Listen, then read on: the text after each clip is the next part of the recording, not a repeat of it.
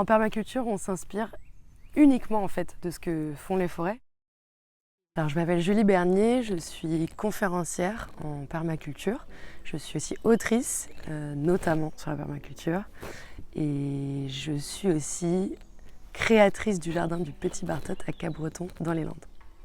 Alors, le jardin du Petit Bartotte, c'est un jardin éducatif à Capbreton dans les Landes qui est vraiment situé dans le cœur de la forêt de Capbreton. C'est pour ça que derrière, on voit tout plein d'arbres. On y propose un parcours éducatif avec des panneaux éducatifs un petit peu partout dans le jardin qui peut être soit libre, soit accompagné.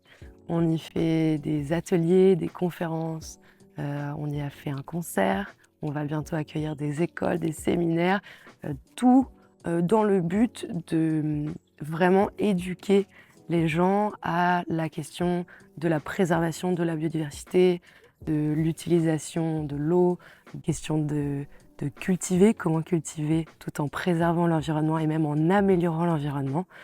Voilà, le but, c'est l'éducation. Alors nous, la gestion de l'eau, elle est particulièrement centrale parce qu'on a une partie du terrain qui est assez classique, mais on a une partie de notre terrain qui est sur des barthes, c'est-à-dire des milieux humides landais qui sont hyper riches en biodiversité, qui participent vraiment à l'enrichissement de la biodiversité locale.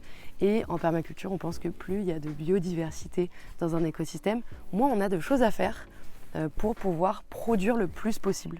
Et donc on a envie de préserver cet écosystème, on a aussi envie de l'enrichir. Donc on va essayer de limiter vraiment notre impact sur cette eau, ces nappes de surface. Ensuite, puisqu'on fait de la permaculture, on dépend complètement de l'eau. Parce que même en permaculture, même si on va essayer d'utiliser un minimum d'eau, s'il n'y a pas d'eau, il n'y a pas de vie. Il n'y a pas de plantes, il n'y a pas de petits légumes à manger, il n'y a pas de petites fleurs comestibles. Donc on a vraiment besoin de l'eau. Par contre, on va avoir cette vision de se dire comment on peut faire pour retenir naturellement l'eau dans le jardin. On va avoir un paillage, on va essayer de créer des zones d'ombre, on va créer des zones cultivées qui vont permettre de garder un maximum l'humidité. C'est ce qu'on fait notamment avec des prairies fleuries, du trèfle, même de l'herbe. Tout ça, c'est des milieux qui vont vraiment beaucoup attirer l'humidité et garder l'humidité. Les forêts, c'est les milieux les plus productifs au monde en termes de ce qu'elles produisent en matière organique. Et pourtant, il n'y a personne qui vient arroser une forêt, il n'y a personne qui vient y mettre des pesticides, des fongicides, qui vient lui mettre du petit compost chaque année. Tout se fait automatiquement. Donc les forêts, c'est les milieux les plus productifs et les plus fainéants du monde. Et donc en permaculture, dès qu'on veut créer un écosystème lui aussi productif et dans lequel on va avoir le moins d'efforts possible à faire, on va se tourner vers la forêt.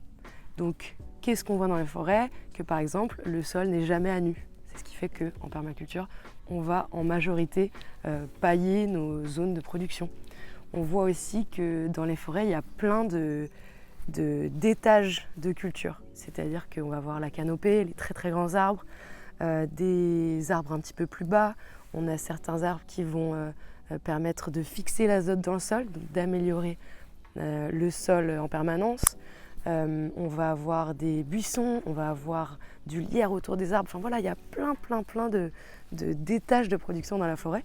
Et donc en permaculture, on va faire la même chose. On va essayer d'associer en volume les plants pour avoir le plus de production possible.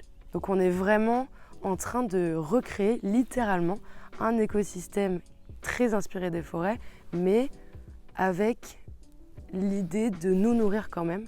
Il y a tellement de manières de s'engager et je pense qu'il faut vraiment trouver celle qui te parle le plus, celle qui te donne vraiment envie et qui te fait rêver en fait, qui répond vraiment à un truc en toi. Donc je pense qu'on doit tous trouver où est-ce qu'on a notre place à nous.